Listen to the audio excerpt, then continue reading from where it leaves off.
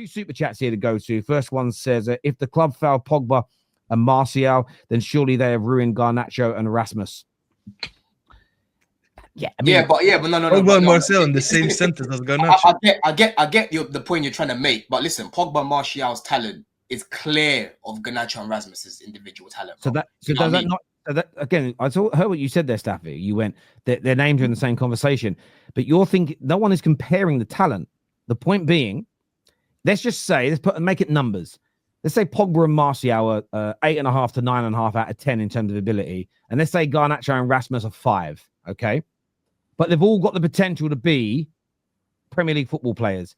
If the club and its culture ruin the 8 and 9.5 out of 10s, what do you think? What would that then do to the players that are not as talented? Surely you have to keep the same energy. Yeah, but this is the problem that you've got though, Terry, because when you've got a bunch of United fans making Rasmus and Garnacho sound better than what they are, that's why they've got a big target on their back. You know what I'm saying? Okay. Because a lot of people were trying to, prop up Garnacho, even though they could see the deficiencies in his game.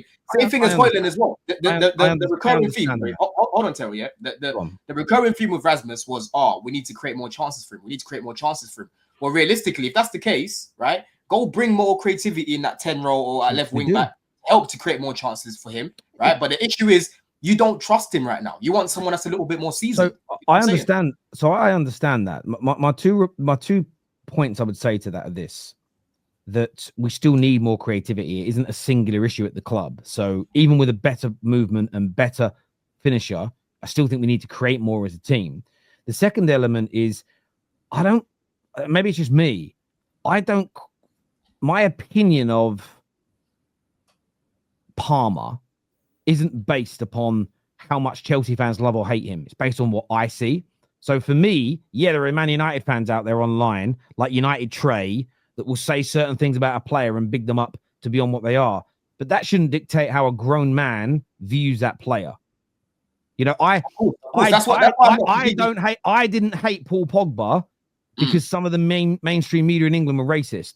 I don't need, as a grown man, I didn't care about his haircuts. I didn't care about his clothes. I didn't care about him dancing at his brother's wedding. I didn't care about any of that.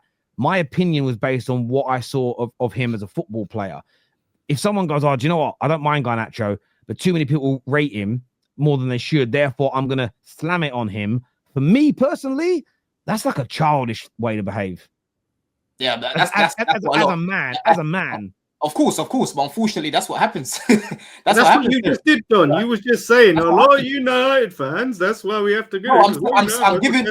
I'm giving an explanation, bro. I'm saying, bro, listen. For me, Rasmus, I haven't completely written him off to say he's not going to develop. There's a lot of people that are saying Rasmus is shit and that, bro. Right now, I don't like what I'm seeing. It's true, but at the same time, I do think that if he was in a better environment, he would have developed a little bit better than this. You know what I'm saying? And like I said to Terry last season, we were creating some good chances. I thought, for me, if he was on the end of some of those chances, he would have probably finished them better than Jackson. You know what I'm saying? So I'm trying to be fair. I'm looking at both sides here. I'm just saying that there's a target on both of those players' back because a lot of United fans were propping them up to be, Rasmus is better than Jackson. And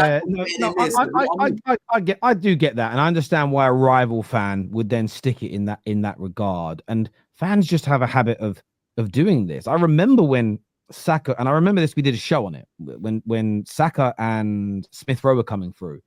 Most Arsenal fans that were on our shows back then were far more complimentary and far more buzzing more about Smith Rowe. They were predicting him to be one of the top 10 football players in the world within 3 seasons.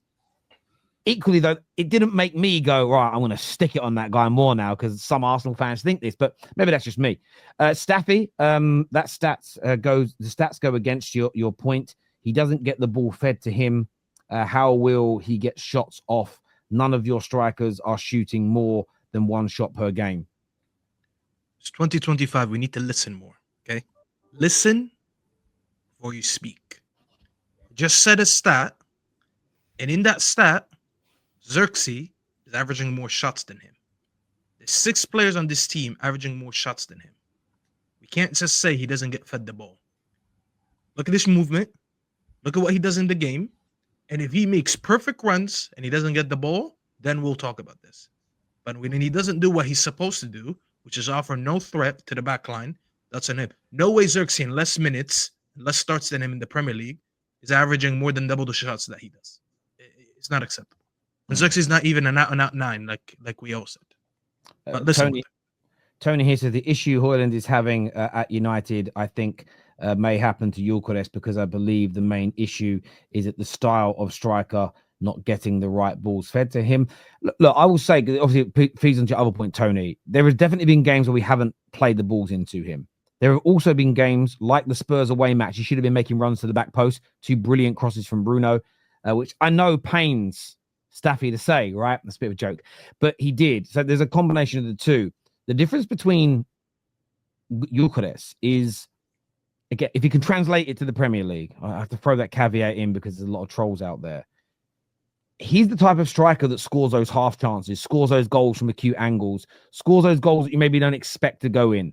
And Man United need to find someone of that level. It's as simple as that. There's a Chelsea in the last 3 matches. If they had that person that can score those, nowadays you call it a low XG chance. In my day, they were called half chances, or half chances. It's you need to try and find a bagsman that can score those half chances.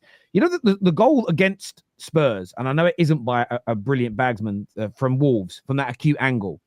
How many times a season in their pomp did you see Drogba's, Harry Kane's, Aguero's, Rooney's? They'd get the ball in those kind of areas and they would score from it.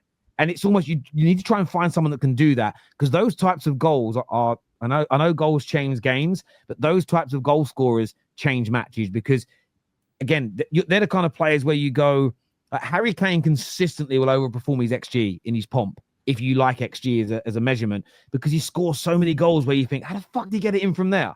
And you need to try and find someone like that. So away from the Rasmus problem, Rasmus isn't good enough at that, and he may never be good enough at it. He may just be someone.